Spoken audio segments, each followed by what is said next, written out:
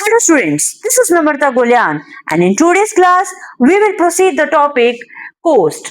इससे पहले हमने डिस्कस किया था कोस्ट का बिहेवियर शॉर्ट टर्म पीरियड में कैसा होता है और आज की क्लास में स्टूडेंट्स अपने कोस्ट का behaviour long run point of view से स्टडी करने वाले हैं। बहुत इंपॉर्टेंट, एग्जाम ओरिएंटेड, आपको बिल्कुल इग्नोर नहीं करना है। सो आपको आज की क्लास में अटेंटिव रहना है। Students, are you ready to start the class? Yes, let's start the class. Before start the topic एक बार हम रिमाइंड करना चाहेंगे कोस्ट होती क्या है।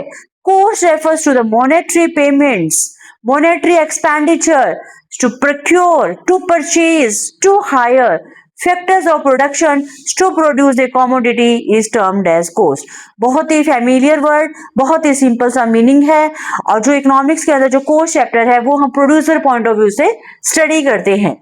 एज वी ऑल नो, हमने शॉर्ट टर्म पीरियड में ये डिस्कस किया था कोस्ट का जो बिहेवियर ये होता है कि some cost are fixed, some are variable.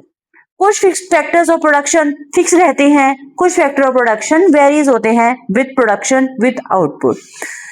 अब आती है बात लॉन्ग रन की। ये शॉर्ट रन से कैसे डिफर है?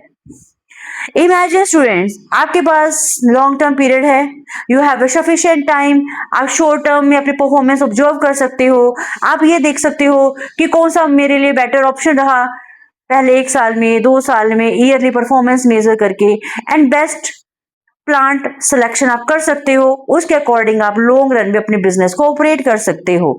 इन long run you have sufficient time to change your operation scale of business to increase your business size.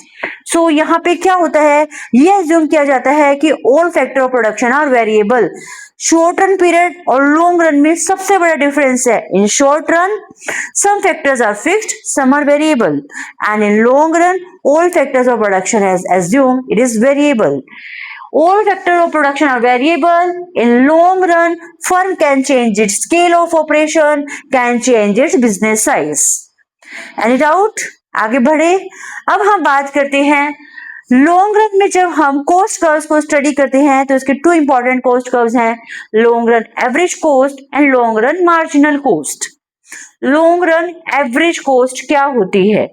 इसे एनवेलप कर्व भी बोला गया है, इसे प्लानिंग कर्व भी बोला गया है। ये बहुत ही इंपॉर्टेंट कैरेक्टरिस्टिक्स है, अक्सर कई बार एग्जाम में पूछा गया है एनवेलप कर्व क्या होता है, प्लानिंग कर्व किसे कहते हैं। तो आपको ध्यान रखना है long run average cost curve identified as an envelope curve, as an planning curve. अभी हम डिस्कस करेंगे इसे एनवेलप कर्व क्यों बोला गया है, इसे प्लानिंग कर्व क्यों बोलते हैं।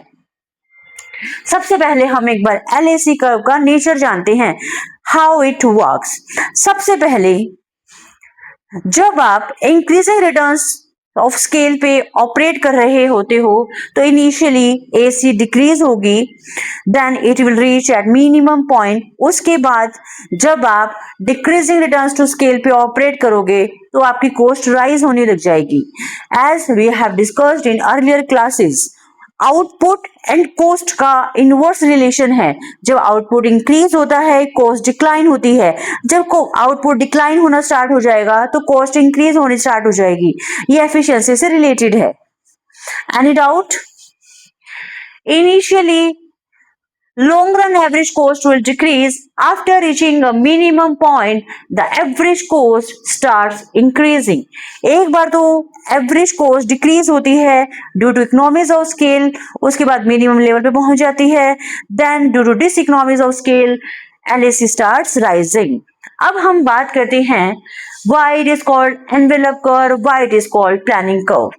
As I अभी मैंने जैसे बोला था कि long run average cost curve, in long term आपके पास sufficient time है, you will choose that plant's capacity, या आप उस ऑप्शन पे जाना चाहोगे जहां पे मिनिमम कॉस्ट में आपको मैक्सिमम आउटपुट मिल जाए।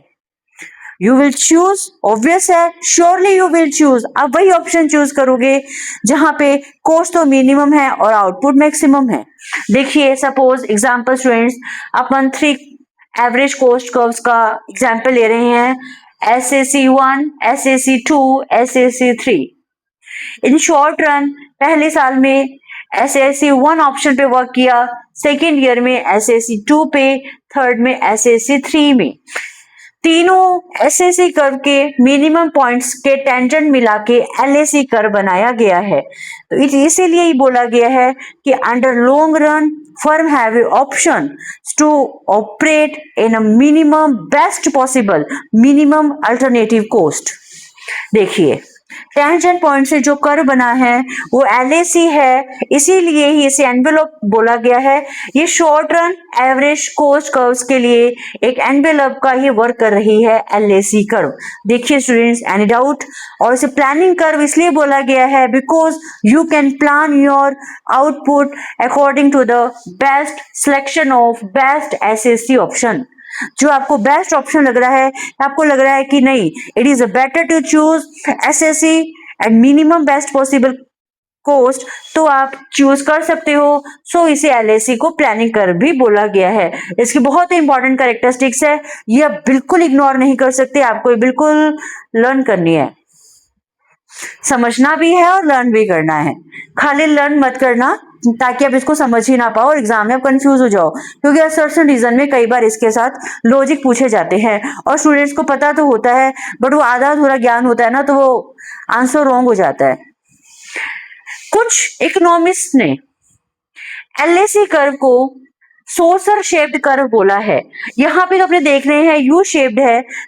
कुछ इकोनॉमिस्ट ने अपनी इंपेरिकल स्टडीज के अंदर एलएसी को सॉसर शेप्ड कर्व भी बोला है कि बिल्कुल लिटिल लेवल पे, थोड़े से लेवल के लिए डिक्लाइन होती है, बहुत जो लंबा टाइम रहता है वो कांस्टेंट रहती है, उसके बाद इंक्रीज होती है। देखिए आप देखिए, और जो डायग्राम्स बनाए हैं मैंने बिल्कुल जस्ट इमेजिनरी बनाए हैं, बिल्कुल आपको समझाने के हिसाब से ही बनाए गए हैं। ये देखिए पहले डाउन है थोड़ा सा, फिर कांस्टेंट रहा लॉन्ग टाइम के लिए, देन एलएसी इंक्रीज हो गई। तो LAC is also saucer shape. कई बार एग्जाम में ये भी पूछा जाता है। ठीक है, कुछ इकोनॉमिस्ट बोलते हैं कि जो एलएसी कर्व की शेप है वो फ्लैटेड यू शेप है, और कुछ ने बोला है कि it is saucer shaped. Understood? अब बात आती है लॉन्ग रन मार्जिनल कोस्ट। जब हम टोटल कोस्ट की बात करते हैं, और जब हम चेंज इन आउटपुट और चेंज इन कोस्ट का कंपैरिजन करते हैं, तो वहां पे हम मार्जिनल कोस्ट को स्टडी करते हैं। As we all know, marginal cost is not affected by a fixed cost. So यहाँ पे तो सब वेरिएबल कोस्ट ही है। Shows change in total cost due to change in output. इसका बिहेवियर कैसा होता है? सेम, सबसे पहले एलएमसी डिक्रीज होगी due to economics of scale. After certain point LAC reaches that minimum, और आफ्टर एलएमसी इंक्रीज हो जाएगी due to diseconomics of scale. अब आप कंफ्यूज हो रहे होगे, यही तो सेम बात अपनों ने एलएसी में की थी और यही बात अपने एलएमसी में कर रहे हैं। तो how both curve are differ from each other? दोनों कर्व एक दूसरे से डिफर कैसे हैं? इन दोनों का जो बिहेवियर है वो डिफर है। देखिए बहुत इंपॉर्टेंट रिलेशन है ये, कई बार एग्जाम में पूछा जाता है। एलएसी एलएमसी, चाहे हम इसको एवरेज कोस्ट कर्व और मार्जिनल कोस्ट कर्व को चाहे हम शॉर्ट रन में स्टडी करें चाहे हम लॉन्ग रन में स्टडी करें, रिलेशन ऑलमोस्ट सेम ही है। जब एलएमसी डिक्रीज होती है तो वहां पे एलएसी भी डिक्रीज हो रही होती है।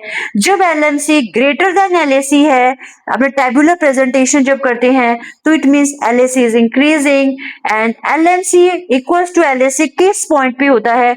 ये वहां एग्जिस्ट होता है, LAC is at its minimum point. जहां पे एलएसी मिनिमम है वहां एलएमसी और एलएसी इक्वल होंगे। एक बार दोबारा देखिए, जब एलएसी इंक्रीज होती है तो एलएमसी ग्रेटर देन एलएसी, जब एवरेज कॉस्ट फॉल हो रही होती है तो एलएमसी लेस देन एलएसी। इसका मतलब कंक्लूजन यह निकलता है कि जो मार्जिनल कॉस्ट कर्व का मूवमेंट है वो एवरेज कॉस्ट से फास्ट है। जहां पे जब डिक्रीज हो रही थी तो एलएमसी ज्यादा डिक्रीज हो रही थी, जब दोनों कर्व ने इंक्रीज होना स्टार्ट किया तो वहां पे एलएमसी ज्यादा स्पीडली इंक्रीज हो रही है। और दोनों कहां पे इक्वल होते हैं? जहां पे LAC is at its minimum point और जो एलएमसी है वो डाउनवर्ड से cut from its below point. Understood students? Any doubt? आपको कोई भी डाउट है तो आप मुझसे पूछ सकते हैं, आपको बेझिझक पूछना है, आपको कोई भी क्वेरी अपने मन में नहीं रखनी है। Thank you students, I hope आपको आज की क्लास बहुत ही अच्छे से समझ आई होगी and you will surely cooperate me in the future too. Thanks again and bye bye.